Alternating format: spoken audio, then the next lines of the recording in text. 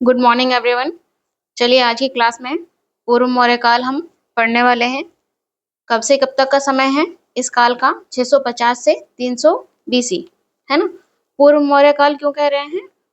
मौर्य काल से पहले का जो काल है इसलिए इसे मौर्य काल, पूर्व मौर्य काल कह रहे हैं, है ना। मौर्य का काल कौन सा है?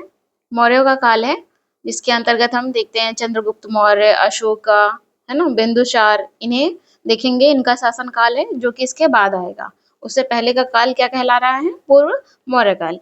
इस काल के अंतर्गत, पूर्व मौर्य काल के अंतर्गत हम क्या क्या पढ़ेंगे?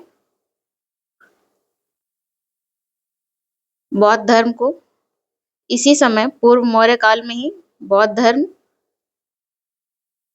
जो है विकसित हुआ। जैन धर्म के बारे में जानेंगे, साथ ही महाजनपदों के बारे में जानेंगे। महाजनपद जो कितने हैं? 16, है ना।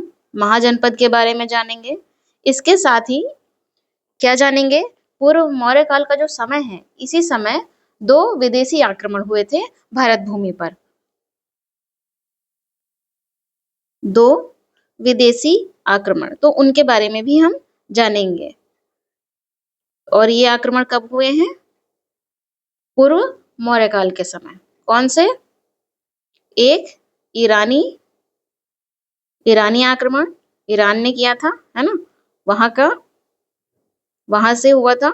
और दूसरा यूनानी,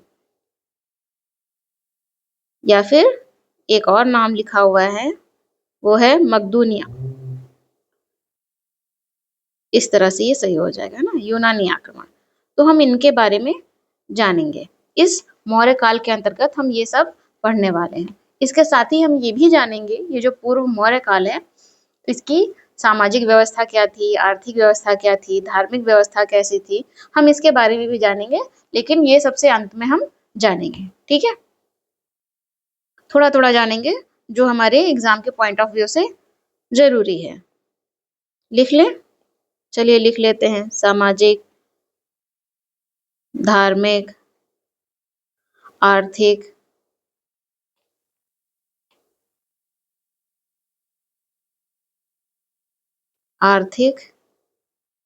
पहलुओं को जानेंगे, ठीक है। तो इनके बारे में जानेंगे। तो पूर्व मौर्य काल के अंतर्गत आपने जाना कि हम क्या क्या पढ़ने वाले हैं। और चूंकि पूर्व मौर्य काल के समय जो है बौद्ध धर्म का उद्भव हुआ, इसलिए इस काल को, पूर्व मौर्य काल को क्या कहते हैं? बुद्ध काल भी कहते हैं, बुद्ध काल कहते हैं। और महाजनपद काल कहते हैं। ये सब पूर्व मौर्य काल के ही नाम हैं। या फिर शूद्र काल भी कहते हैं। सूत्र काल भी कहते हैं। सूत्र काल क्यों कहते हैं? क्योंकि कई सारे सूत्र इस समय पूर्व मौर्य काल के समय लिखे गए हैं, इसलिए इसे सूत्र काल भी कहते हैं। तो इन नामों से भी जाना जाता है। बुद्ध काल, महाजनपद काल, सूत्र काल भी कहा जाता है। किसे? पूर्व मौर्य काल को। तो ये भी प्रश्न बहुत पूछा जाता है कि बुद्ध काल को पूर्व मौर्य काल कहा जाता है क्या, या बुद्ध काल किसे कहते हैं? नीचे ऑप्शन दिए होंगे, ठीक है। उसमें से एक सिलेक्ट करना होगा, जिसमें से महाजनपद काल, पूर्व मौर्य काल सॉरी, महाजनपद नहीं, पूर्व मौर्य काल, वैदिक काल, ऐसे करके आपको ऑप्शन दिए होंगे, जिसमें से एक सही होगा। तो आपको मालूम है पूर्व मौर्य काल को ही क्या कहते हैं? बुद्ध काल कहते हैं। तो पूर्व मौर्य काल, बुद्ध काल, महाजनपद काल, सूत्र काल, इन नामों से भी जाना जाता है। तो सबसे पहले हम शुरुआत करेंगे किससे? बौद्ध धर्म से। किससे शुरुआत करेंगे? बौद्ध धर्म से। बौद्ध धर्म को जाने उससे पहले हमें क्या जानना होगा? गौतम बुद्धा के बारे में जानना होगा। तो सबसे पहले हम शुरू करें गौतम बुद्धा का जीवन कैसा था, कैसे वो इस दिशा की ओर मुड़े कि एक धर्म का क्या हो गया? उदय हो गया।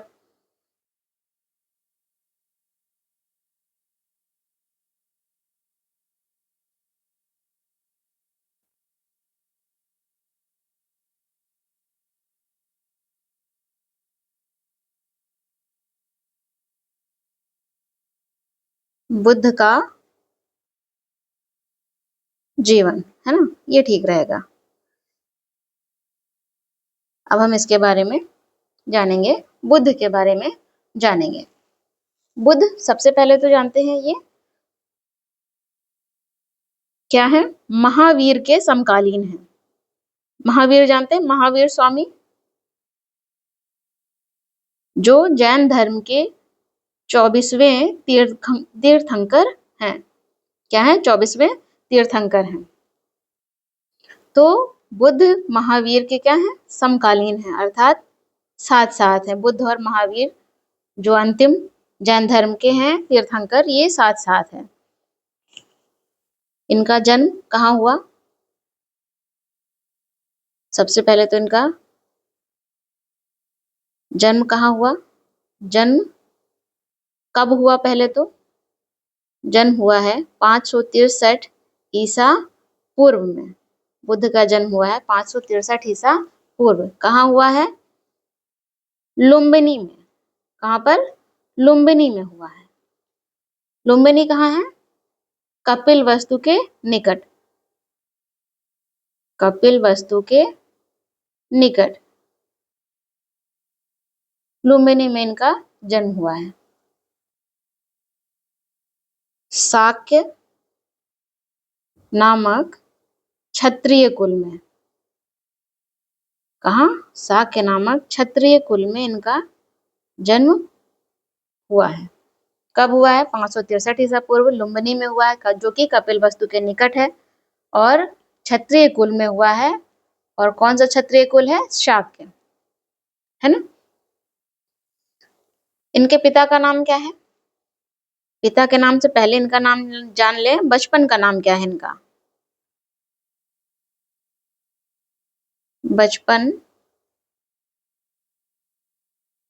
बचपन का नाम क्या है?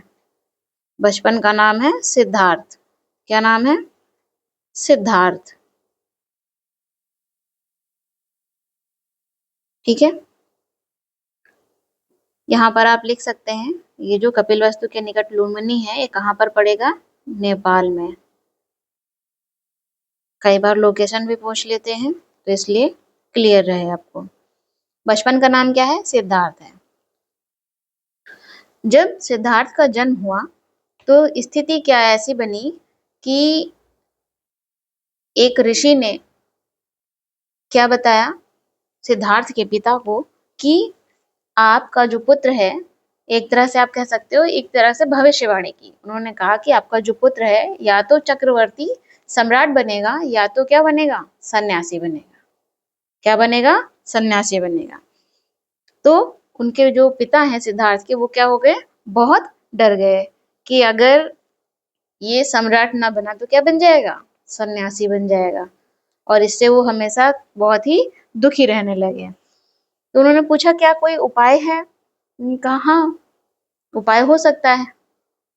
क्या उपाय है? इसे दुखों से दूर रखिए। सिद्धार्थ को दुखों से दूर रखिए, है ना। दुख दर्द तकलीफ, ये जो सब समस्याएं हैं, दुख दर्द तकलीफ है, ऐसी जितनी भी भावनाएं हैं, इनसे क्या करिए? दूर रखिए। ठीक है, तो ये एक तरह से भविष्यवाणी की गई, आप कह सकते हैं, ऋषि ने बताया सिद्धार्थ के पिता को। तो अब हम जानते हैं सिद्धार्थ के पिता का नाम क्या है।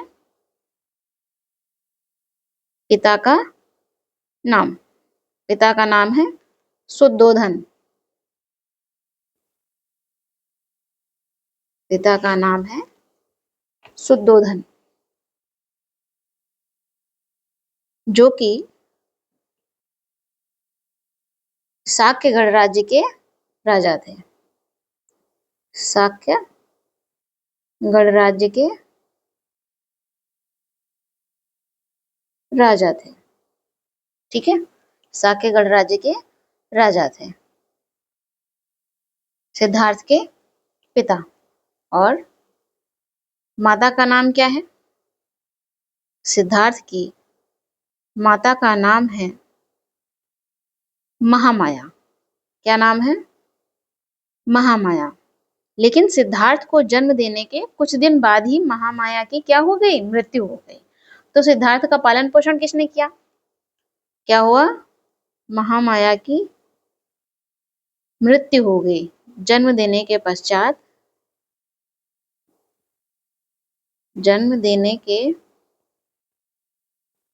कुछ दिन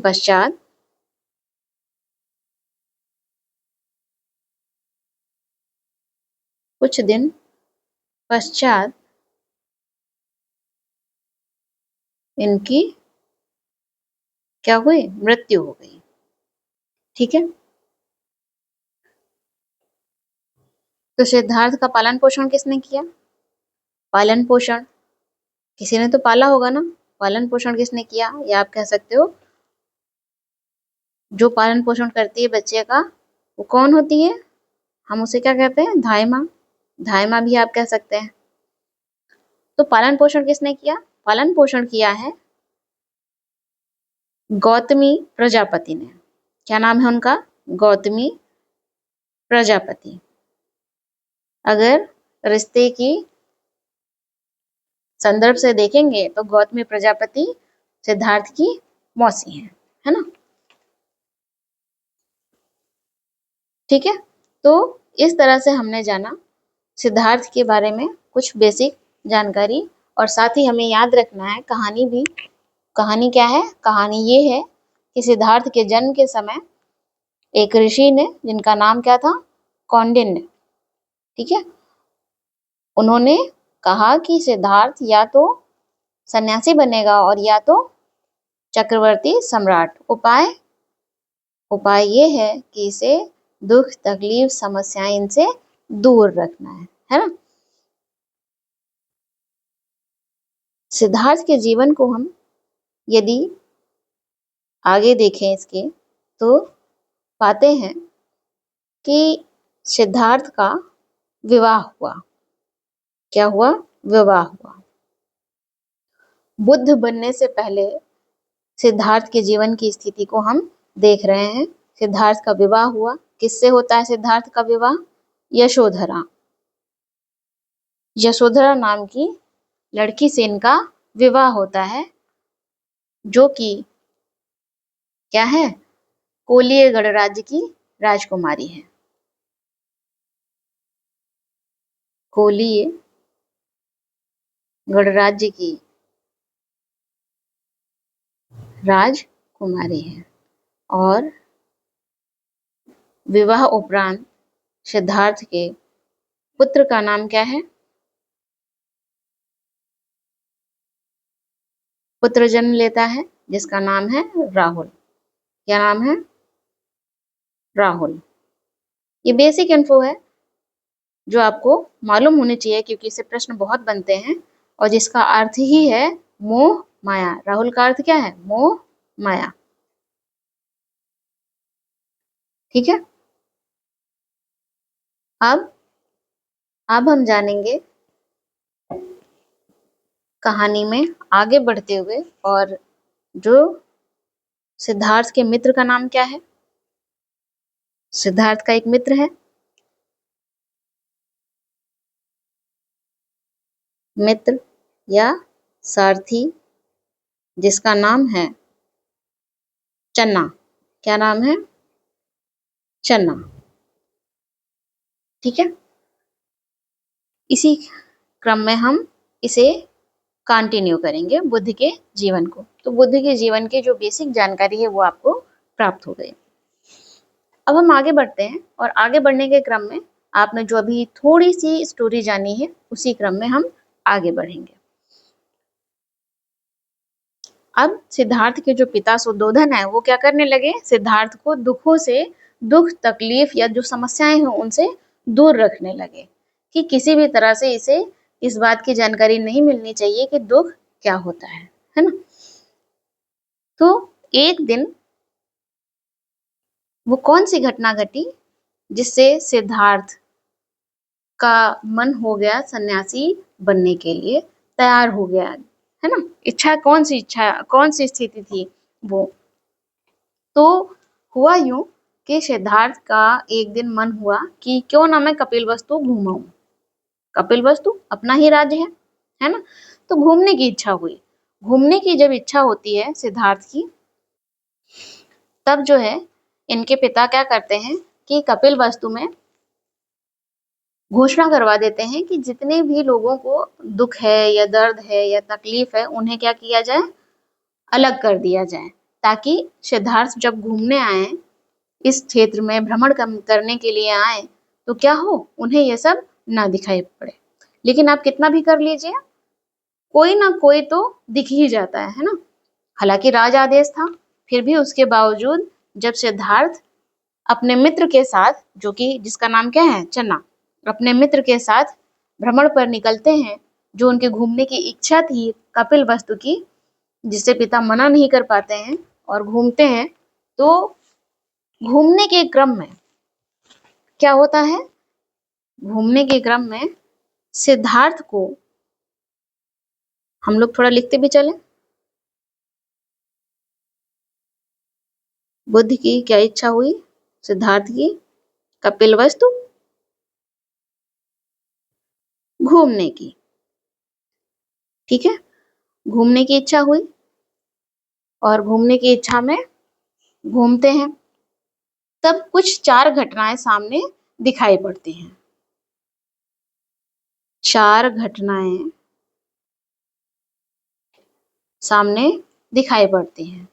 कौन सी 4 घटनाएं?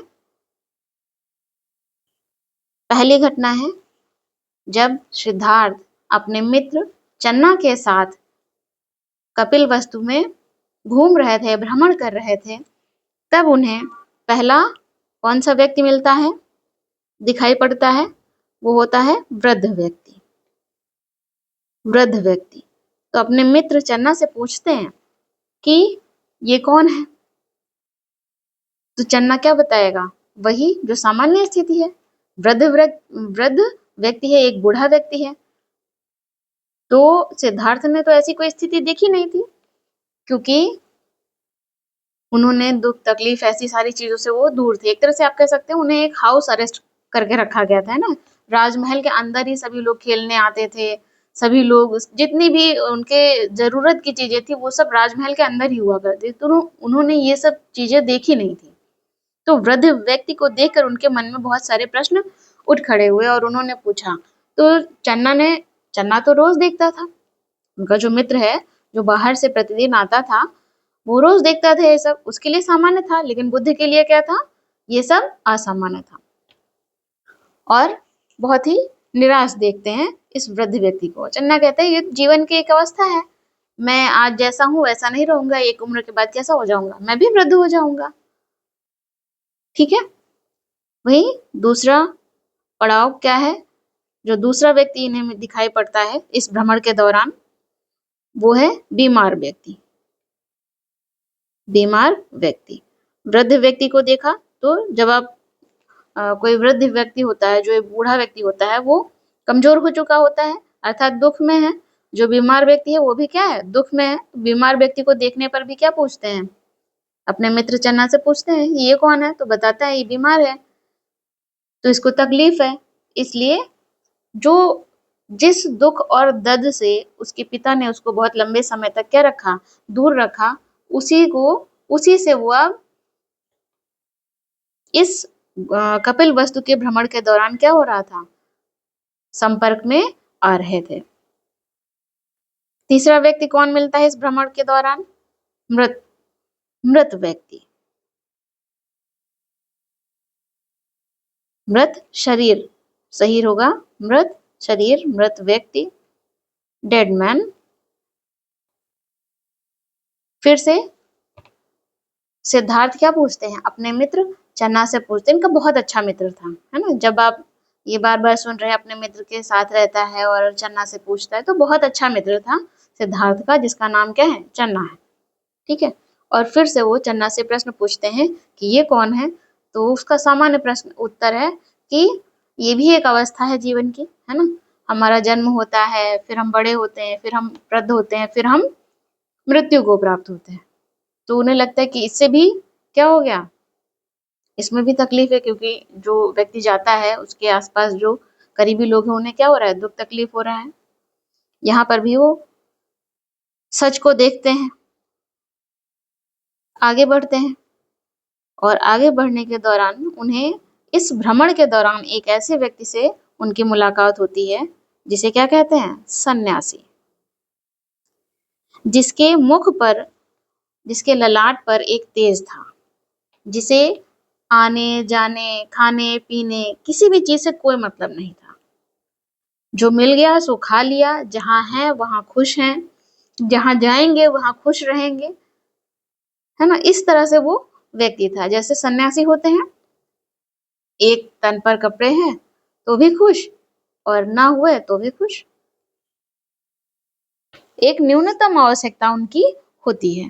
तो उनके चेहरे पर क्या था, बहुत ही तेज था, जिससे सिद्धार्थ बहुत ही प्रभावित होते हैं। और यही 4 घटनाएं जो हैं इनके जीवन को बदलती हैं, जिससे वो तय करते हैं, सिद्धार्थ तय करते हैं कि उन्हें क्या करना है। अंततः सिद्धार्थ इन 4 घटनाओं के बाद क्या करते हैं, सन्यासी बनने का निर्णय लेते हैं। क्योंकि उन्होंने देखा सबसे ज्यादा जिसे सुख कहते हैं, शांति कहते हैं, वो किसमें है, सन्यासी बनने में है ना, सन्यासी बनने में है। तो ये 4 घटनाएं बहुत ही महत्वपूर्ण हैं और इन 4 घटनाओं का क्रम भी बहुत पूछा जाता है, तो आप इसे ध्यान में रखेंगे। इसके बाद जब सिद्धार्थ ने कपिल वस्तु का क्या किया, भ्रमण किया, और ये 4 घटनाएं उन्हें दिखाई पड़ती हैं, और इसके बाद वो तय करते हैं कि वो सन्यासी बनेंगे, है ना। अब सन्यासी बनना उन्होंने तय कर लिया है। अब आगे क्या होगा, आगे ये होगा कि वो गृह त्याग करेंगे, घर छोड़ देंगे, गृह त्याग करेंगे, घर छोड़ देंगे। और ये जो घर छोड़ने की घटना है, ये क्या कहलाती है, महाभिनिष्क्रमण। गृह त्याग करके सन्यासी बनते हैं। क्या बनते हैं, सन्यासी बनते हैं। सिद्धार्थ सन्यासी बनते हैं, ठीक है। लेकिन ये जो गृह त्याग की घटना है, घर छोड़ने की घटना है, किस वर्ष में करते हैं, 29 वर्ष की आयु में। सिद्धार्थ 29 वर्ष की आयु में घर त्यागते हैं, घर को त्याग देते हैं।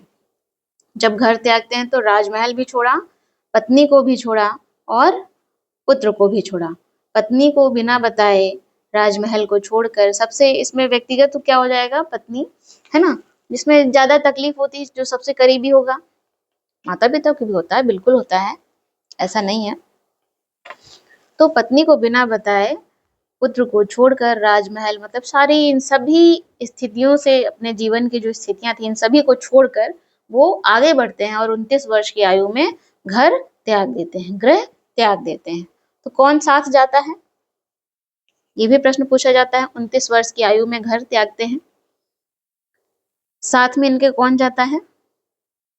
जब निकलते हैं उस समय ले जाते हैं चन्ना को, अपना, इनका जो मित्र होता है चन्ना, और इनका घोड़ा जिसका नाम है कंथक। सिद्धार्थ का घोड़ा है जिसका नाम है कंथक। ये प्रश्न पूछा जाता है, सिद्धार्थ के घोड़े का नाम क्या है, कंथक।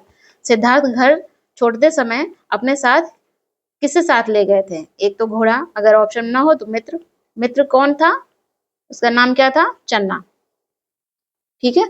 इन्हें साथ ले गए थे, लेकिन कुछ दूर जाकर इन्हें भी छोड़ दिया था, वापस जाने को कह दिया था कि आप वापस लौट जाइए, ठीक है। तो 29 वर्ष की आयु में इन्होंने घर छोड़ दिया और 7 वर्ष तक ये क्या हुए, भटकते रहे। 7 वर्ष तक भटकते रहे। इस बीच 7 वर्ष तक भटकते रहे। इस बीच जब इन्होंने घर छोड़ा, तो घर छोड़ने के बाद इन्होंने चन्ना और कंथक को भी छोड़ दिया, जो कुछ दूर लेकर आए थे, और गुरु के संपर्क में आए। तो इनके जो पहले गुरु थे, सिद्धार्थ के जो पहले गुरु थे, उनका नाम क्या था? अलार कलाम। उनका नाम था अलार कलाम, जिससे कुछ दिन शिक्षा लेने के बाद इन्होंने क्या किया? अगले गुरु की ओर बढ़ गए, क्योंकि ये अपने पहले गुरु अलार कलाम से क्या थे? संतुष्ट नहीं थे। तो इनके दूसरे गुरु कौन थे? दूसरे गुरु का नाम है रुद्रक राम पुत्र, ये इनका नाम है। और इनसे भी कुछ दिन शिक्षा प्राप्त कर तपस्या की, और फिर ये आगे बढ़ते हैं, जहां ये तय करते हैं कि अब ये स्वयं ही तप करेंगे, है ना। और जंगल जंगल भटकते हैं, जैसे मैंने कहा ना 7 वर्ष भटकते हैं, तो जंगल जंगल भटकते हैं। जब जंगल जंगल भटकते हैं तो इसमें एक और घटना घटती है, जो कि है बिहार के जंगलों की। बिहार में बोधगया में एक जंगल है, जिसका नाम क्या है? उरुबेला जंगल। क्या नाम है? उरुबेला जंगल। उरुबेला जंगल में जहां ये पहुंचते हैं सिद्धार्थ, पहले से ही 5 सन्यासी तपस्या कर रहे थे। जंगल जंगल भटकते हैं तो उरुबेला जंगल में पहुंचते हैं, और वहां पर पहले से ही देखते हैं सिद्धार्थ कि 5 सन्यासी तपस्या कर रहे थे। तो इस जंगल में आप कितने सन्यासी हो गए सिद्धार्थ को मिलाकर? 6, 5 और +1 सिद्धार्थ, है ना। तो इन सन्यासियों ने क्या किया? सिद्धार्थ ने पहले अन्न का त्याग किया। उरुबेला जंगल में सिद्धार्थ ने पहले अन्न का त्याग किया, अन्न त्याग दिया। फिर जल का त्याग किया, फिर जल त्याग दिया। जब जल त्याग दिया उरुबेला के जंगल में, तो कैसे हो जाएंगे? हम जानते हैं शरीर का एक बड़ा भाग किससे बना हुआ है? जल से बना हुआ है। 50% से अधिक हमारे शरीर में क्या है? जल है। तो धीरे धीरे कैसे हो गया शरीर? वॉकिंग स्केलेटन, मीन्स बस हड्डियां दिख रही थी, जैसे कंकाल होता है ना, वैसा हो गया था शरीर। तो एक दिन क्या हुआ होगा? मूर्छित हो गए, है ना। तो इसी जंगल से एक युवती आती जाती थी। एक युवती या कन्या आती जाती थी। क्या नाम है उसका? ये पूछा जाता है, इसलिए याद रखेंगे। सुजाता। नाम क्या है? सुजाता। जंगल में आती जाती थी। अब आपके मन में आ रहा होगा, एक युवती जंगल में क्यों आ रही है, जा रही है? जाहिर सी बात है, अपने घर में भोजन पकाने के लिए लकड़ियां बीनने आ रही होगी, कुछ कार्य से ही आ रही होगी, है ना, या जल लेने के लिए आ रही होगी। तो ये देखती है कि एक वॉकिंग स्केलेटन जो सिद्धार्थ है, जिन्होंने अन्न और जल का क्या कर दिया है? त्याग कर दिया है, इस स्थिति में पहुंच गए हैं और मूर्छित हो गए हैं। तो सुजाता नाम की जो ये युवती है, ये सिद्धार्थ को खीर खिला देती है। क्या खिला देती है? खीर खिलाती है। खीर खिला देती है और कहती है कि यदि सिद्धार्थ के होश में आने पर उनसे कहती है कि यदि सिर्फ भूखे रहने से ईश्वर प्राप्त होते तो सभी को ना हो जाते, क्योंकि संसार में तो कितने लोग भूखे हैं, कितने लोगों का जीवन भूखे ही गुजर रहा है। एक वक्त का भोजन मिलता है, नहीं मिलता है, भूखे ही हैं। क्या ऐसा संभव है? इस बात से सिद्धार्थ को समझ में आता है कि क्या समझ में आया? कि मध्यम मार्ग अपनाना चाहिए। क्या समझ आया? मध्यम मार्ग अपनाना चाहिए। क्या कहा उसने? सिर्फ भूखे रहने से ईश्वर नहीं प्राप्त होंगे, नहीं प्राप्त होते, है ना, कुछ ऐसा कहा जिससे उतना भोजन तो पता चलता है क्या, उतना भोजन तो मनुष्य को करना ही चाहिए जितनी शरीर की आवश्यकता है, जितनी शरीर की मूलभूत आवश्यकता है उतना भोजन तो करना चाहिए।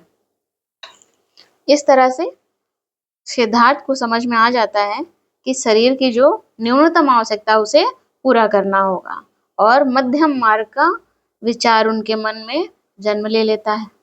समझ आ जाती है कि मध्यम मार्ग क्या, मतलब ना बहुत कठोर ना ही बहुत लचीला, बीच का रास्ता, जिसे हम कहते हैं ना बीच का रास्ता। इस तरह से सिद्धार्थ फिर से इस घटना के बाद उतना भोजन करना प्रारंभ कर देते हैं जितनी शरीर की न्यूनतम आवश्यकता है, और तपस्या में लग जाते हैं, कठोर तप में लग जाते हैं। इसी क्रम में हम आगे बढ़ेंगे तो पाएंगे कि 35 वर्ष की आयु में सिद्धार्थ को, ये घटना बहुत विशेष है सिद्धार्थ के जीवन में, इसलिए इस घटना का उल्लेख आपको किया गया है। 35 वर्ष की आयु में पीपल वृक्ष के नीचे सिद्धार्थ ध्यान लगाते हैं। वृक्ष के नीचे निरंजना नदी के किनारे, पीपल वृक्ष के नीचे और निरंजना नदी के किनारे,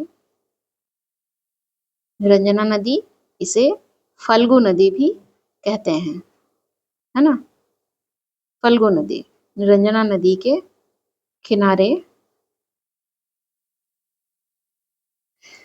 35 वर्ष की आयु में सिद्धार्थ को पीपल वृक्ष के नीचे बैठकर तप कर रहे हैं, और निरंजना नदी का किनारा है। यहाँ पर क्या प्राप्त होता है उन्हें?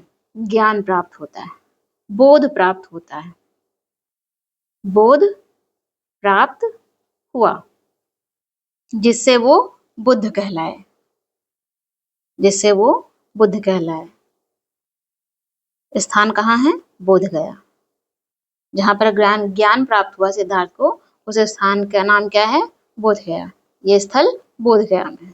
और इस आयु में पीपल वृक्ष के नीचे निरंजना नदी के किनारे जब इन्हें ज्ञान प्राप्त होता है, तब ये बुद्ध कहलाए।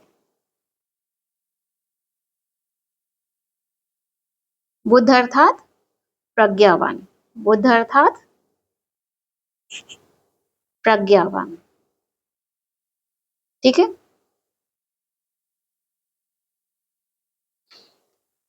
बुद्ध कहलाए, और इस घटना को, जो कि क्या है, वास्तविक ज्ञान की प्राप्ति है। बोध प्राप्त होना, वास्तविक ज्ञान प्राप्त होना, है ना। और ये जो घटना है ज्ञान प्राप्त होने की, इस घटना को निर्वाण के नाम से जानते हैं।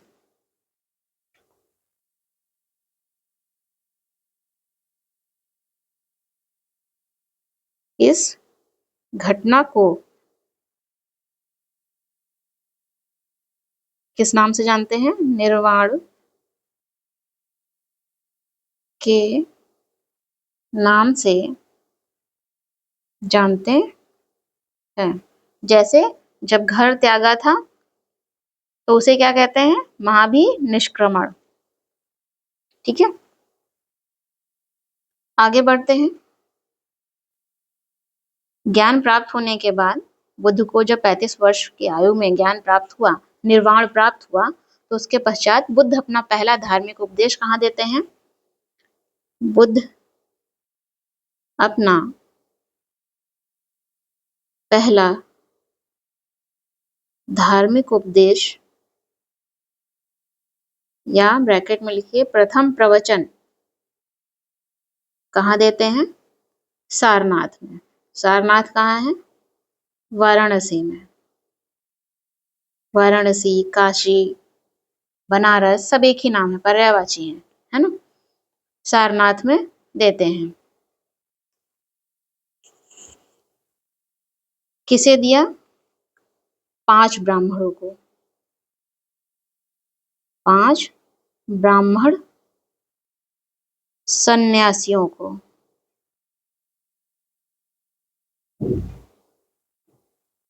और ये घटना, पहला उपदेश देने की घटना क्या कहलाई? धर्म चक्र परिवर्तन। क्या कहलाई? धर्म चक्र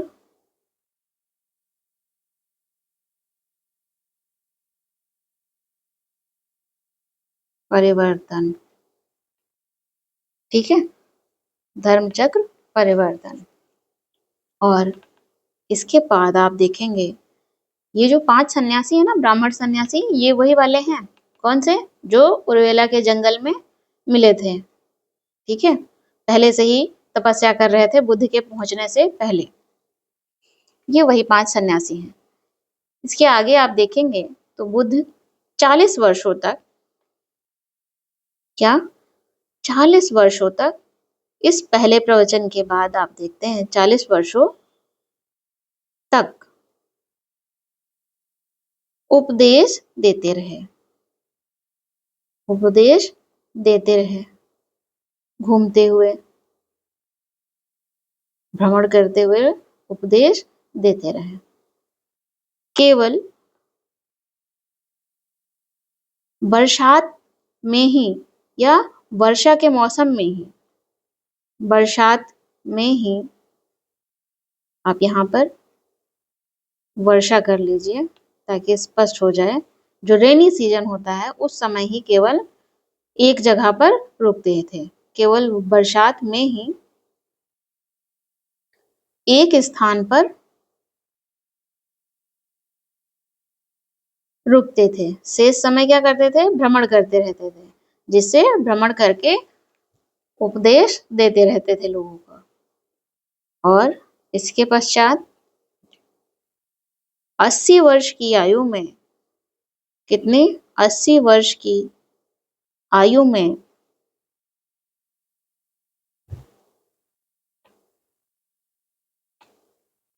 80 वर्ष की आयु में समय कौन सा होगा? 483 ईसा पूर्व। इस समय 80 वर्ष की आयु में कुशीनगर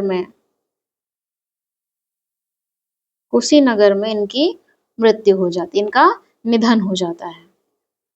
कुशीनगर में ये स्वर्गवासी होते हैं। कुशीनगर की पहचान देवरिया जिले के कसिया नामक गांव से की जाती है। कुशीनगर की जो पहचान है उस समय का, जो कुशीनगर है वो देवरिया जिले के कसिया नामक गांव से की जाती है। और ये जो इनके मृत्यु की घटना है, इनके निधन की घटना है, स्वर्गवासी होने की घटना है, इसे क्या कहते हैं? महापरिनिर्वाण। क्या कहते हैं?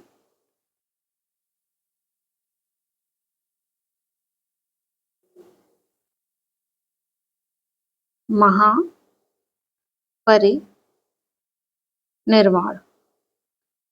तो 80 वर्ष की आयु में कुशीनगर में इनकी क्या हो जाती है? मृत्यु हो जाती है, 483 ईसा पूर्व। ठीक है, हम कुछ चीजों को अगर समराइज कर लें तो अच्छा होगा। जैसे जैसे आप समराइज कर लें, जब बुद्ध ने गृह त्याग किया, बुद्ध ने क्या किया? गृह त्याग किया। वो घटना क्या कहलाई? गृह त्याग की घटना क्या कहलाई?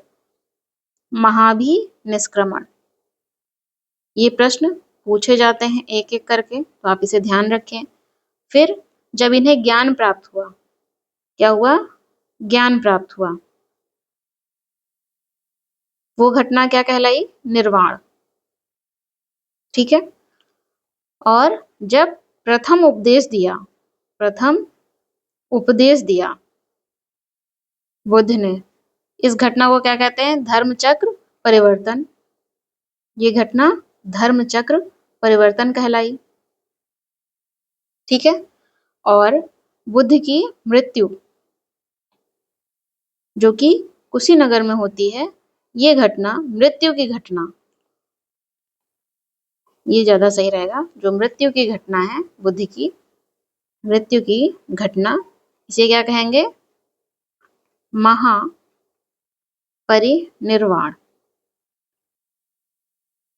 ये पूछे जाते हैं तो आप इसे ध्यान में रखिएगा। बुद्ध के घर छोड़ने की घटना को क्या कहते हैं? जब ज्ञान प्राप्त हुआ तो उसे क्या कहते हैं? उस घटना को जब पहली बार उपदेश दिया तब उसे क्या कहेंगे?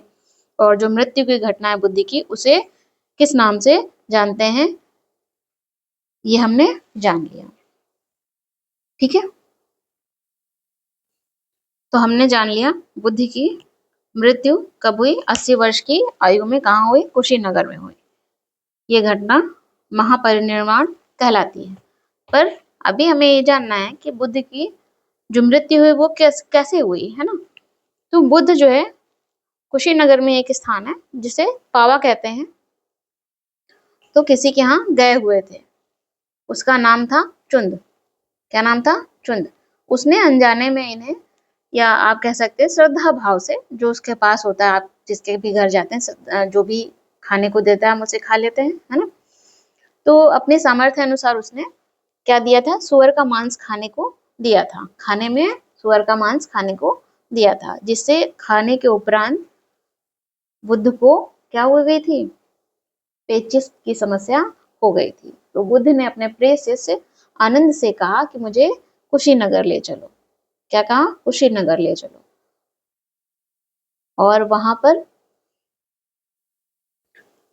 वहां पर इनकी मृत्यु हो गई। लेकिन इनकी मृत्यु होने से पहले इन्होंने किसी को शिक्षा दी थी, जिसका नाम था सुभद, जो कि इनका अंतिम शिष्य बना। क्या बना? अंतिम शिष्य बना। तो आप ये भी नोट कर लीजिए।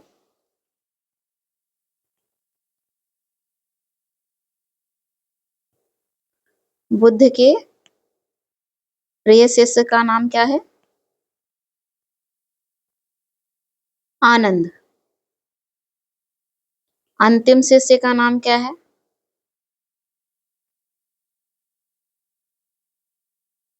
सुभद।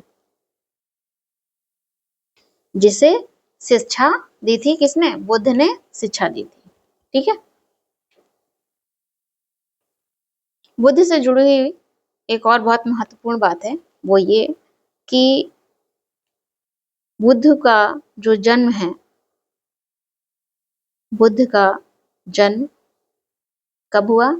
वैशाख पूर्णिमा को। बुद्ध को ज्ञान कब प्राप्त हुआ? जब भी प्राप्त हुआ वो दिन कौन सा था? वैशाख पूर्णिमा थी। और बुद्ध की मृत्यु कब हुई? वो जो दिन था वो क्या था? वैशाख पूर्णिमा थी। तो वैशाख पूर्णिमा क्या हो गई? बहुत ही महत्वपूर्ण हो गई। ये याद रखना है, ये भी प्रश्न पूछा जाता है। बुद्ध का जन्म, बुद्ध को ज्ञान और बुद्ध की मृत्यु तीनों एक ही दिन हुई, दैट इज वैशाख पूर्णिमा। ठीक है। इसके अतिरिक्त बुद्ध के बारे में हम जानेंगे तो हमें पता चलेगा बुद्ध के जीवन से जुड़े हुए कुछ प्रतीक हैं। क्या है? प्रतीक हैं। तो हम उन्हें भी जान लेते हैं। बुद्ध के जीवन से जुड़े प्रतीक जो एग्जाम में बहुत पूछे जाते हैं, वनडे एग्जाम्स में और पीसीएस में, आईएएस में, इसमें भी बहुत पूछा जाता है। जैसे जब बुद्ध का जन्म हुआ तो जन्म का प्रतीक क्या है? कमल। जन्म का प्रतीक क्या है? कमल है।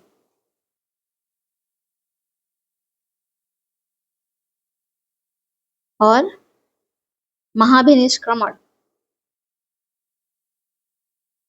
ये कौन सी घटना है? घर छोड़ने की। निष्क्रमण, इसका प्रतीक क्या है? घोड़ा।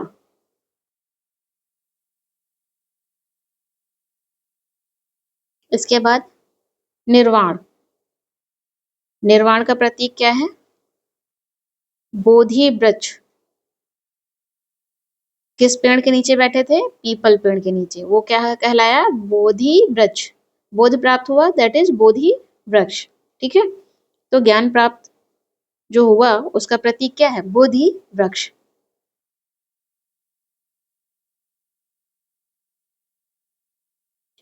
प्रथम प्रवचन। प्रथम प्रवचन का प्रतीक है चक्र। धर्म चक्र है ना, तो चक्र ध्यान रहेगा। और जन्म से यहीं पर आपको लिख लेना चाहिए, जन्म का प्रतीक कमल है और गर्भ का प्रतीक है हाथी।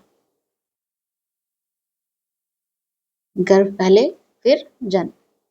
ठीक। और लास्ट है समृद्धि। समृद्धि का प्रतीक क्या है?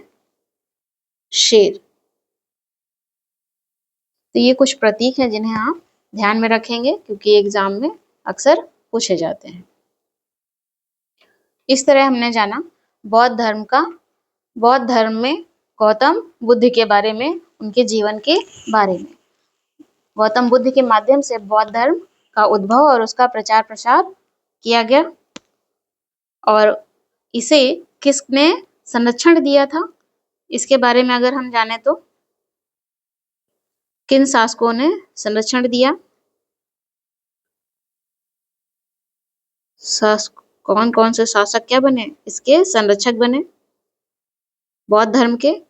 तो बिंबिसार,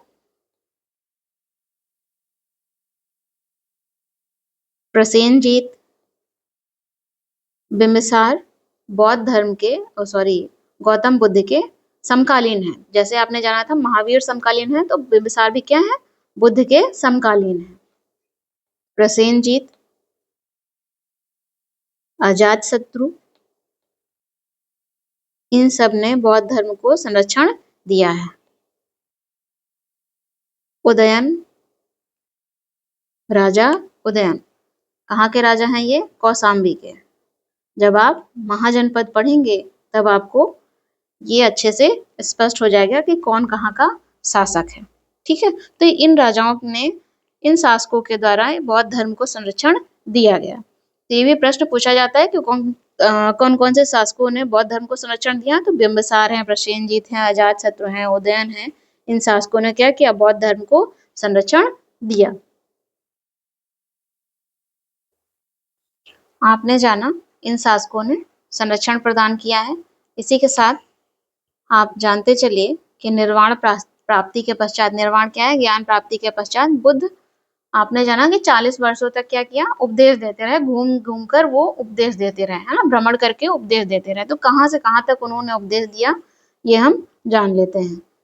लिख लीजिए, निर्वाण प्राप्ति के पश्चात बुद्ध निम्न स्थलों तक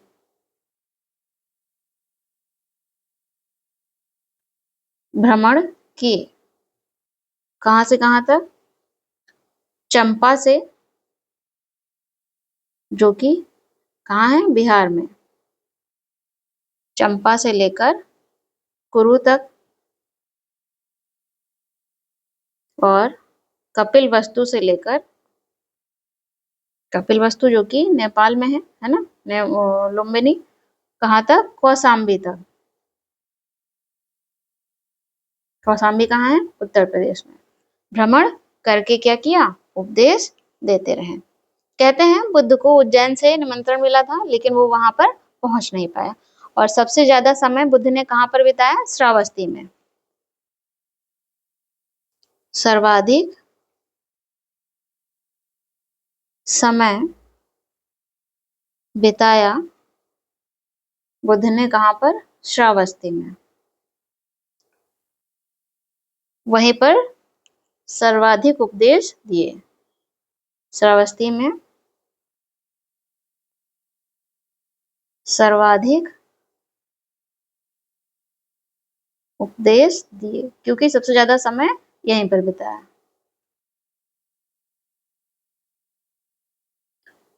इसी के साथ बुद्ध ने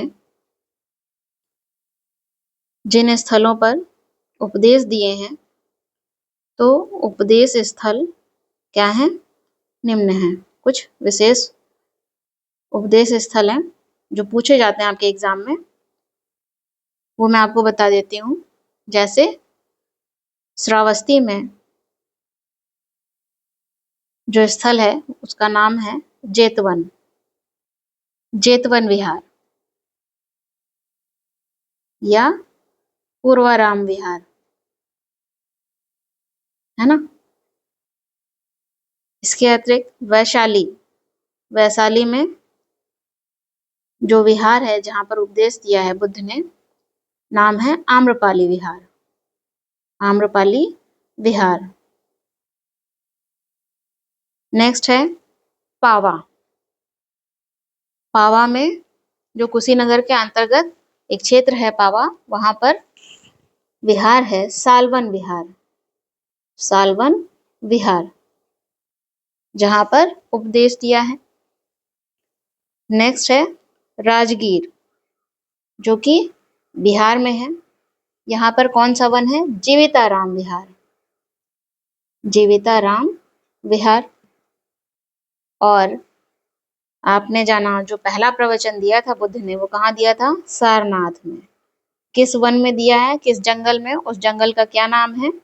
सारनाथ। उस जंगल का नाम है मृगदाव या ऋषिपत्तन या ऋषिपत्तन। मृग हिरण, ठीक है। और कौसाम्बी। कौसाम्बी में विहार है घोषिताराम विहार। घोषिताराम विहार। इन विहारों में से उन्होंने क्या दिया? उपदेश दिया है। विहार क्या है? एक तो होता है बौद्ध मंदिर, जिसे चैत्य कहते हैं। चैत्य और विहार, ये प्रश्न पूछा जाता है ना। चैत्य क्या है? वो मंदिर है, बौद्ध मंदिर है। विहार क्या है? घूमने की जगह, ठीक है। उपदेश देते थे बैठकर एक खाली जगह, दैट इज विहार। अब बात करते हैं हम बौद्ध धर्म के। बौद्ध धर्म के शिक्षा पर, शिक्षा सिद्धांत, जो कि बहुत ही वैज्ञानिक है।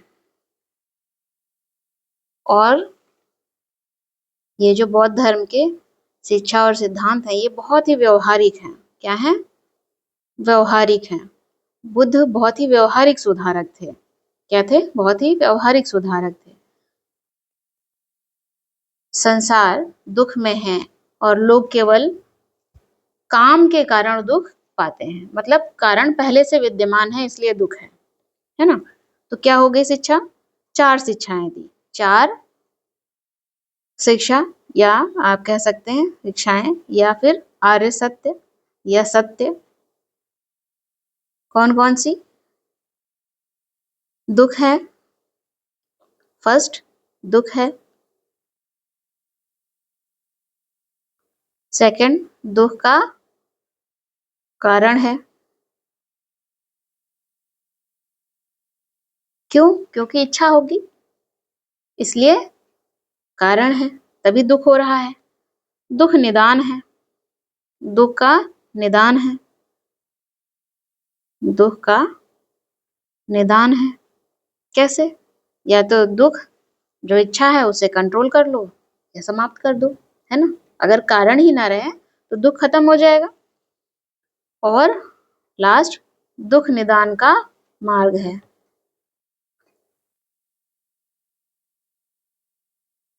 दुख निदान का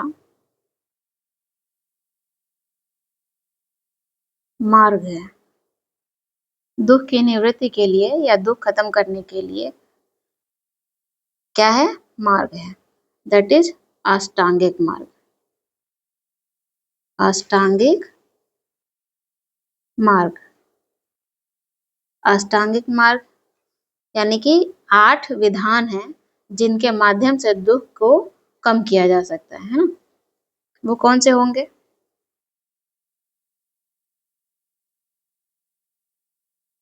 सम्यक दृष्टि, सम्यक संकल्प, सम्यक वाक,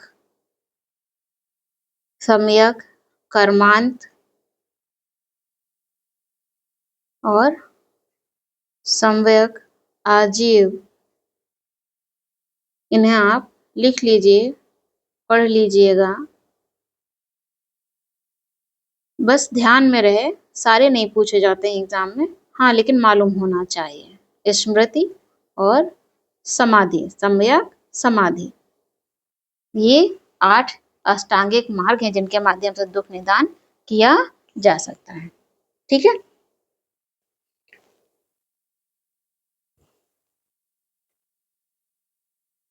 इस तरह से हमने बुद्ध की जो शिक्षा है उसको जाना।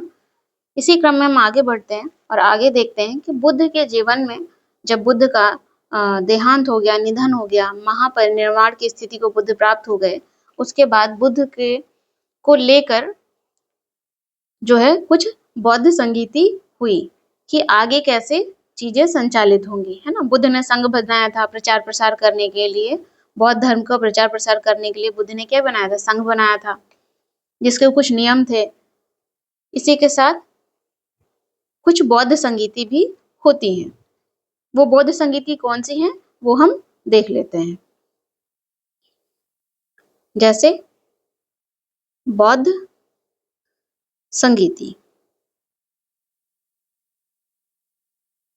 पहली बौद्ध संगीति कब हुई? पहली 483 बीसी में। कौन सा समय है? इसी समय बुद्ध की मृत्यु हुई है कुशीनगर में, तो इसी के बाद यह घटना घटी है ना। पहली बौद्ध संगीति 483 बीसी में ही होती है। होता क्या है, जब बुद्ध की मृत्यु होती है तो जिन राजाओं ने बुद्ध को या बौद्ध धर्म को संरक्षण दिया था उनके बीच एक आप कह सकते हैं लड़ाई होने लगती है ना। वैसी लड़ाई नहीं, बुद्ध किसके थे इस बात को लेकर, तो बुद्ध के जो अंश होते हैं उसको लेकर एक द्वंद्व क्रिएट हो जाता है, संघर्ष उत्पन्न हो जाता है, जिसे आप अक्सर सुनने को मिलता होगा। जैसे रिसेंट में अभी पिपरवा जो मंजूषा है बुद्ध की वहां लाई गई है ना। मंजूषा जानते हैं क्या होता है? मंजूषा एक बॉक्स है जिसके अंदर बुद्ध के कुछ अवशेष हैं, है ना। तो जो अवशेष हैं उसी के संदर्भ में पूरी कहानी है। मैंने आपको चैत्य और विहार बता दी है, आप एक्स्ट्रा यहाँ नोट कर सकते हैं। चैत्य क्या है? बौद्ध का प्रार्थना कक्ष है, प्रार्थना कक्ष है, और विहार मठ है। ठीक है, ये अच्छे से आपको याद रहेगा। तो पहली बौद्ध संगीति जो है वो 483 बीसी में होती है। कहाँ पर होती है? राजगृह में होती है। कहाँ पर? राजगृह में। राजगृह कहाँ है? बिहार में। कहाँ पर है? बिहार में। इसकी अध्यक्षता कौन करता है? इसकी अध्यक्षता करते हैं महाकश्यप। महाकश्यप जो बुद्ध को करीब से जानते थे, जो बुद्ध को करीब से जानते थे। किसके शासन काल में होता है? पहली बौद्ध संगीति किसके शासन काल में होती है? अजात शत्रु के शासन काल में। अजात शत्रु हर्यक वंश का शासक है। अजात शत्रु के पिता हैं बिंबिसार। कौन? बिंबिसार। ठीक है, तो अजात शत्रु के शासन काल में पहली बौद्ध संगीति होती है, और इस बौद्ध संगीति में सुत्त पिटक और विनय पिटक, सुत्त पिटक जिसमें क्या है? बुद्ध के उपदेश हैं। बुद्ध के उपदेश हैं। बुद्ध ने जो उपदेश दिए थे वो उपदेश किसमें है? सुत्त पिटक में। पिटक एक तरह से टोकरी है या एक संग्रह है ना। तो सुत्त पिटक बुद्ध के उपदेश किसने लिखे हैं? आनंद ने। जो बुद्ध के प्रिय शिष्य हैं उन्होंने सुत्त पिटक लिखा है। इसी के साथ साथ इसी बौद्ध संगीति में जो पहली बौद्ध संगीति है 483 बीसी में हुई थी महाकश्यप की अध्यक्षता में, ये इसमें विनय पिटक भी। विनय पिटक क्या है? बुद्ध के नियम कानून है। बुद्ध के नियम कानून है, मतलब संघ में रहने के नियम कानून है, जो किसमें बताए गए हैं? विनय पिटक में बताए गए हैं। किसने लिखा है? उपाली ने। किसने? उपाली ने। तो पहली बौद्ध संगीति में बुद्ध के उपदेश सुत्त पिटक में क्या किए गए? संकलित किए गए, और विनय पिटक में उपाली के माध्यम से नियम कानून बताए गए। ठीक है, तो ये पहली बौद्ध संगीति में हुआ। इसके बाद दूसरी बौद्ध संगीति कब हुई? दूसरी बौद्ध संगीति हुई है 383 100 वर्ष बाद हुई। 383 बीसी में, बीसी अर्थात ईसा पूर्व में। कहाँ पर? वैशाली में। वैशाली में कहाँ पर? बालुकाराम बिहार में। बालुकाराम बिहार में बौद्ध संगीति होती है। कौन करता है इसकी अध्यक्षता? इसकी अध्यक्षता की है सब्बा कामी ने। क्या नाम है? सब्बा कामी ने इसकी अध्यक्षता की है। किसका शासनकाल है? किसके शासनकाल में ये बौद्ध संगीति हुई है? ये बौद्ध संगीति हुई है शिशुनाग वंश के शासन काल में।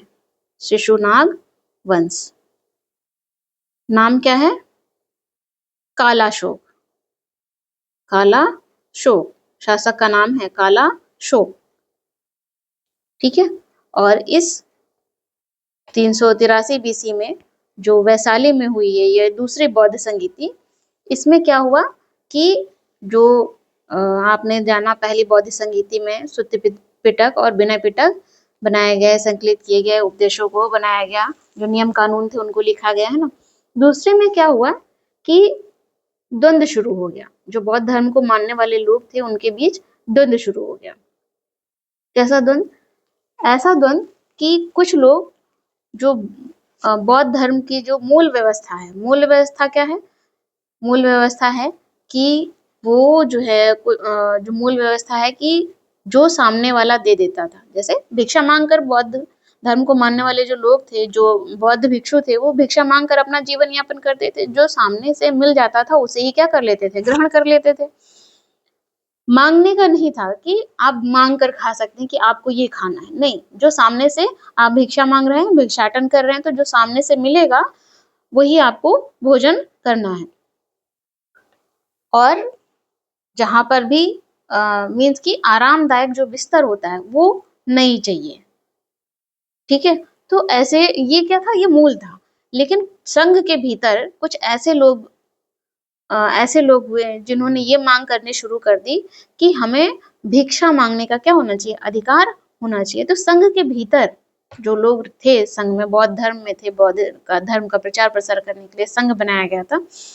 तो उसके भीतर, संघ के भीतर दो तरह के, आप कह सकते हैं, दो धड़े बन गए। एक वो जो बुद्ध को, जैसे बुद्ध ने बताया था कि भिक्षा नहीं मांगना है, कोई परिवर्तन नहीं चाहिए, है ना, उनको कोई परिवर्तन नहीं चाहिए था, जैसा बुद्ध ने मूल रूप में बताया था वैसा चाहिए था उनको। और एक दूसरा वर्ग था जो ये मांग कर रहा था कि उसे परिवर्तन चाहिए था। बेसिकली हम कहना चाहते हैं कि एक वर्ग जो बुद्ध की जो मूल बातें थी उनको बनाए रखना चाहता था, दूसरा वर्ग जो परिवर्तन चाहता था। कैसा परिवर्तन? भिक्षा मांगने का अधिकार चाहता था।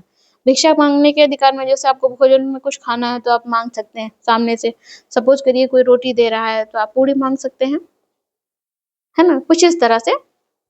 और आरामदायक बिस्तर की मांग कर रहे थे, कुछ इस तरह से वो मांग कर रहे थे। तो आप ये देखेंगे कि जो दूसरी बौद्ध संगीति होती है इसमें संघ के भीतर जो है विभाजन हो जाता है। क्या हो जाता है? विभाजन हो जाता है। एक विभाजन देखने को मिलता है। तो इस समय जो दूसरी बौद्ध संगीति है इसमें संघ के भीतर विभाजन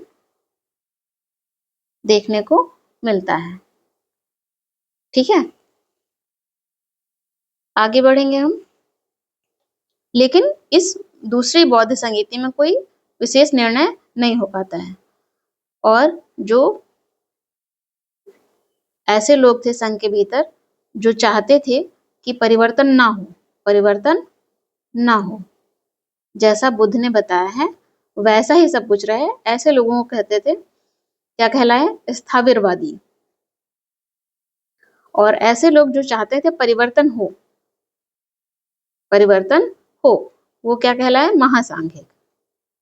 महासांघिक कहलाए। ठीक है, तो यहाँ कोई अंतिम निर्णय तो हो नहीं पाया। अंतिम निष्कर्ष क्या होगा? तो इसके बाद तीसरी जो संगीति होती है जो कि 250 बीसी में होती है, कहाँ पर? पाटलिपुत्र में। पाटलिपुत्र में। पाटलिपुत्र में कहाँ? अशोकाराम विहार में। अशोकाराम विहार में होती है। किसकी अध्यक्षता में? अध्यक्षता की है, तीसरी बौद्ध संगीति की अध्यक्षता की है मोगलीपुत्र तिस्स ने। शासनकाल किसका है जब तीसरी बौद्ध संगीति होती है? अशोक का। अशोक वंश के आधार पर मौर्य वंश का शासन है ना। और इस तीसरी बौद्ध संगीति में एक और पिटक सामने आता है, दैट इज अभिधम्म पिटक। अशोक के काल में अभिधम्म पिटक, धम्म पिटक। और इसका जो विषय है क्या है इस पिटक के अंतर्गत? दार्शनिक सिद्धांत है, रहस्यमयी बातें हैं, दार्शनिक सिद्धांत है। इसकी रचना, इस पिटक की रचना मोगलीपुत्र तिस्स के नेतृत्व में की गई है। इसकी जो रचना है वो मोगलीपुत्र तिस्स के नेतृत्व में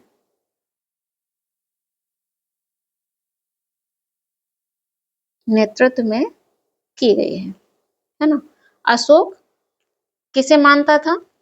आपने जाना द्वितीय बौद्ध संगीति में क्या हो गया था? संघ में विभाजन हो गया था। एक देखने को मिल रहा था, एक पक्ष ऐसा था जो बुद्ध के मूल सिद्धांतों का पालन करना चाह रहा था, दूसरा पक्ष ऐसा था संघ के अंदर जो परिवर्तन चाह रहा था। तो अशोक किसका समर्थन कर रहा है? किसका समर्थन? स्थाविरवादी, मतलब जो लोग मूल रूप से बौद्ध धर्म को मानने वाले थे। ठीक है। नेक्स्ट, चौथी बौद्ध संगीति कब होती है? फर्स्ट एडी में। फर्स्ट एडी में, एडी ईसवी में, अब ईसा पूर्व नहीं है, ईसवी में। कहां पर? कश्मीर में, कश्मीर के कुंडलवन में, जिसके अध्यक्ष हैं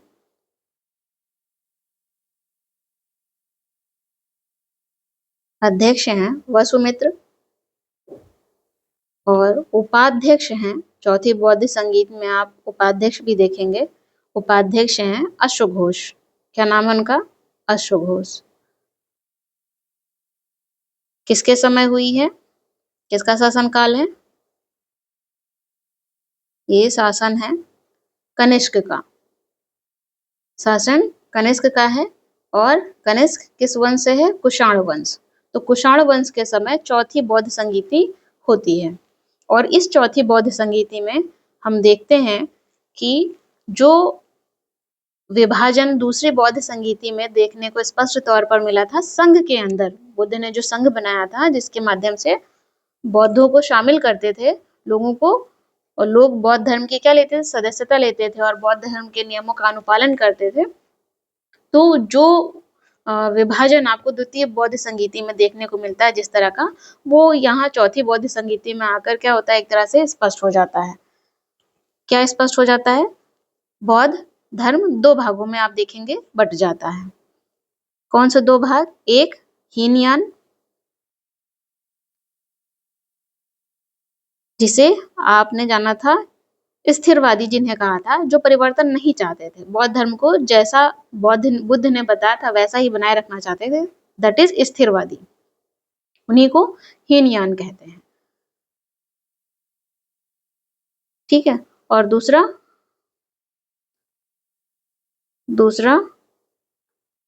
महायान। महायान ये कौन से लोग थे? जिन्हें महासांगिक कहते थे, जो परिवर्तन चाह रहे थे, ये वो लोग थे। तो ये परिवर्तन चाह रहे थे।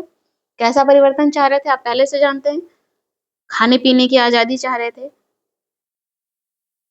तो ये इन्हें मिल जाता है यहाँ पर बौद्ध धर्म में। तो बौद्ध धर्म आप चौथी बौद्ध संगीति में देखते हैं कि दो भागों में बट जाता है, एक हीनयान, दूसरा महायान। महायान वो लोग हैं जो परिवर्तन चाह रहे थे, वो खाने पीने को लेकर चाह रहे थे, है ना। तो वो परिवर्तन आपको देखने को मिलेगा। जो महायान के मानने वाले लोग हैं, वो मूर्ति पूजा भी करते हैं, जबकि हीनयान के जो लोग हैं, हीनयान मानने वाले लोग हैं, बौद्ध की जो मूल विचारधारा है उसको मानने वाले जो लोग हैं, वो मूर्ति पूजा के समर्थक नहीं होंगे। महायान वाले मूर्ति पूजा के समर्थक हैं, मूर्ति पूजा करते हैं, पशु बलि देते हैं। ये मांस खाने की बात करते हैं। और मांस खाने का जो आधार है महायान वालों का, बस इतना सा है कि बुद्ध ने अपने अंतिम समय में जो पावा में चुंद के यहाँ घर पर गए हुए थे, है ना, उसने जो मांस खिलाया था सुअर का, जिसके कारण उनकी तबीयत खराब हो गई और मृत्यु भी हो गई, उस स्थिति को आधार बनाकर ये कहते हैं कि बुद्ध ने मांस खाया था तो हम भी खा सकते हैं। ठीक है, तो ये उस बात को आधार बनाकर अपनी बात रखते हैं। तो इस तरह से हम स्पष्ट तौर पर देखेंगे कि जो बौद्ध धर्म है चौथी संगीति में 2 भागों में बट गया, दैट इज हीनयान और महायान। स्पष्ट है। इसी के साथ मैं आपको बार-बार संघ बोल रही हूँ, बुद्ध ने जो संघ बनाया था उसमें प्रवेश करने के भी कुछ नियम होंगे, तो मैं आपको कुछ नियम तो बता ही देती हूँ। बुद्ध ने जो संघ बनाया था जिसके माध्यम से लोगों को क्या करते थे, शामिल करते थे।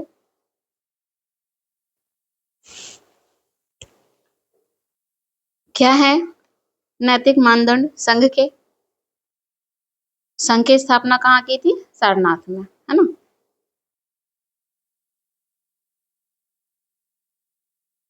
तो बेसिकली नैतिक मानदंड में यदि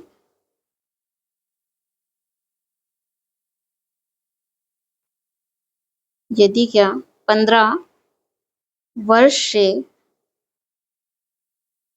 कम आयु नहीं होनी चाहिए, है ना, ये अयोग्यताएं हैं। घरेलू जीवन वाले को प्रवेश नहीं था, वाले को प्रवेश नहीं था। चोर नहीं प्रवेश कर सकता था। हत्यारा, अगर किसी ने हत्या की है, क्या वो प्रवेश कर सकता था? नहीं कर सकता था। कोई बीमार है, वो प्रवेश कर सकता था? नहीं कर सकता था। कोई गुलाम है किसी का, क्या वो संघ में प्रवेश कर सकता था? नहीं कर सकता था, है ना। घरेलू जीवन वाले भी प्रवेश नहीं कर सकते थे। वहीं देखेंगे क्या महिलाएं प्रवेश कर सकती थी? महिलाओं को प्रवेश दिया है, लेकिन आनंद के कहने पर, जो इनका प्रिय शिष्य है, गौतमी प्रजापति पहली महिला है संघ में शामिल होने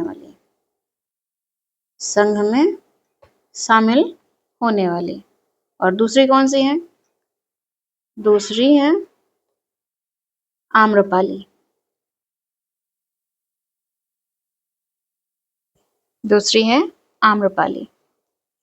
ठीक है, तो ये एक तरह से संघ में शामिल होने की कुछ शर्तें, मतलब ये नहीं होना चाहिए, 15 वर्ष से कम आयु वाले बच्चे को नहीं शामिल करेंगे, घरेलू जीवन वाला व्यक्ति नहीं शामिल हो सकता, चोर, हत्यारा, बीमार, गुलाम नहीं शामिल हो सकता। महिलाएं पहले नहीं शामिल की जाती थी, लेकिन आनंद के कहने पर शामिल की जाने लगी, जिसमें बुद्ध क्या कहते हैं, महिलाओं को शामिल करने के बाद अगर नहीं शामिल करते तो 1000 वर्षों तक चलता, ठीक है, और अब शामिल कर लिया है तो कम चलेगा, जो बौद्ध धर्म है वो कम चलेगा। ठीक है, तो इस तरह की बातें देखने को मिलती हैं। बौद्ध धर्म की कुछ विशेषताएं और प्रसार देख लेते हैं। विशेषता क्या है कि बौद्ध धर्म ईश्वर को और आत्मा को नहीं मानता है, ना ईश्वर को मानता है, ना ही आत्मा को मानता है। बौद्ध धर्म वर्ण व्यवस्था की निंदा करता है। वर्ण व्यवस्था जानते हैं कौन सी है? ब्राह्मण, क्षत्रिय, वैश्य, शूद्र। तो वर्ण व्यवस्था की निंदा की है, जिससे निम्न वर्ण के जो लोग थे उसको उनका जो है समर्थन बौद्ध धर्म को मिलता है। संघ में स्त्री और पुरुष क्या है? बराबर है। इन्हें बराबरी का अधिकार प्राप्त है। ऐसा नहीं कि संघ के अंदर जो है इन्हें अलग अलग अधिकार दिए गए हैं या किसी को कम किसी को ज्यादा दिए गए हैं। तो ये जो बौद्ध धर्म है, ये ब्राह्मण धर्म की तुलना में आप जब वैदिक काल में देखेंगे तो वैदिक काल में कौन सा धर्म चल रहा है? ब्राह्मण धर्म चल रहा है। तो बौद्ध के धर्म से पहले जो बौद्ध धर्म है उससे पहले कौन सा धर्म है? ब्राह्मण धर्म चल रहा है। अभी भी बौद्ध धर्म के पहले बौद्ध धर्म के बराबर जो है ब्राह्मण धर्म भी है। ऐसा नहीं कि सिर्फ बौद्ध धर्म है, ब्राह्मण धर्म भी है। तो ब्राह्मण धर्म की तुलना में जो बौद्ध धर्म है वो क्या है? अधिक उदार और अधिक जनतांत्रिक है। अधिक जनतांत्रिक है, लोगों तक पहुंचने वाला है। इसके ब्राह्मण धर्म की तुलना में बुद्ध ने बुराई को भलाई से, भला करके, और घृणा को प्रेम से भगाने की बात की है। बुद्ध ने जो भाषा अपनाई है जिसके कारण बौद्ध धर्म एक बड़े जनमानस का धर्म बन गया, वो भाषा कौन सी है? भाषा है पाली। कौन सी भाषा है? पाली, जो जनसाधारण की भाषा थी। उस समय के जो लोग थे उनकी भाषा क्या थी? पाली थी। तो जनसाधारण की भाषा को बुद्ध ने अपनाया, जिससे बौद्ध धर्म का प्रचार बहुत तेजी से और अधिक लोगों तक हुआ।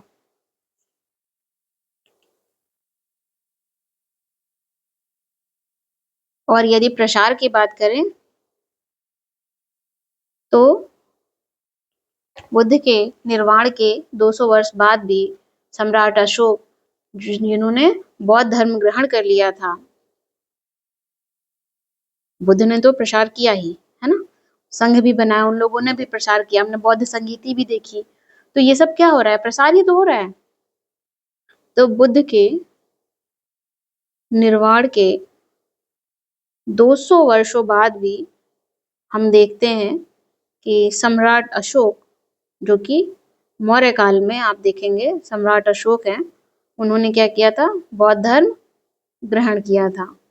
बौद्ध धर्म ग्रहण किया और अपने जो धर्मदूत थे, सम्राट अशोक ने अपने धर्मदूतों से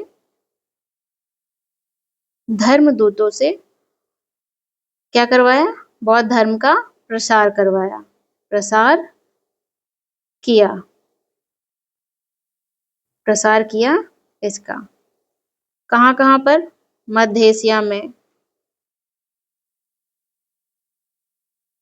कहाँ प्रसार करवाया? मध्य एशिया में करवाया,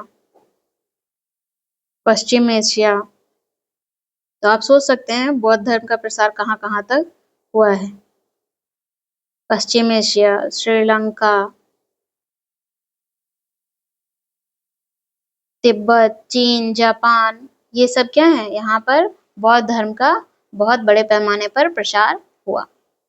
ठीक है, तो ये क्या है? बौद्ध धर्म का प्रसार है। अगर आप देखना चाहते हैं बौद्ध धर्म के ह्रास के कारण क्या थे, तो आप देखेंगे कि बौद्ध धर्म कैसे धीरे धीरे करके भारत से क्या हो गया? लुप्त हो गया। बौद्ध धर्म है लेकिन भारत से क्या हो गया है? लुप्त हो गया है। तो प्रारंभ में जो बौद्ध धर्म की धर्म सुधार की भावना थी वो क्या थी? बहुत अच्छी थी। क्यों? क्योंकि वो कर्म कांडों के विरुद्ध थी। बौद्ध धर्म कर्म कांडों के विरुद्ध था, अनुष्ठानों के जाल से लोगों को बाहर ला रहा था, जिसके कारण इस बौद्ध धर्म को लोगों ने बहुत तेजी से अपनाया। लेकिन जब बौद्ध धर्म का उदय हुआ और ये सब बातें उभर कर बाहर आई, तो ब्राह्मण जो धर्म पहले से था उसे क्या हो गया? पता चल गया कि हमारे धर्म में क्या क्या कमियां हैं। उन्होंने क्या किया? सुधार करना शुरू कर दिया।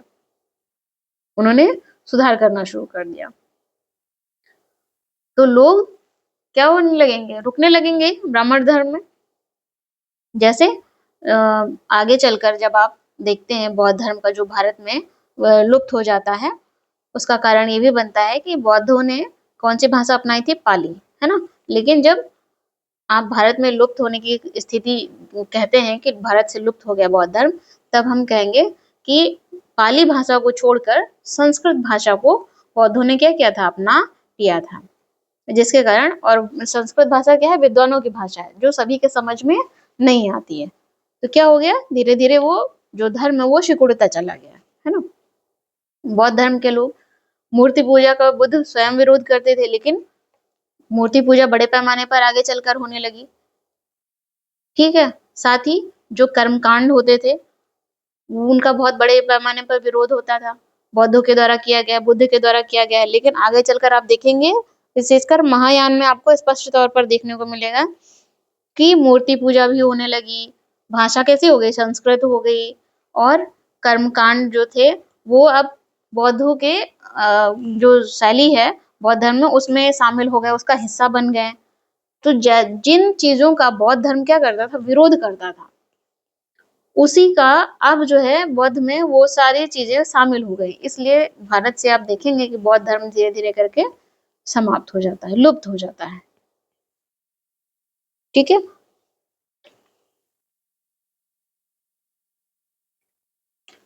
इसी के साथ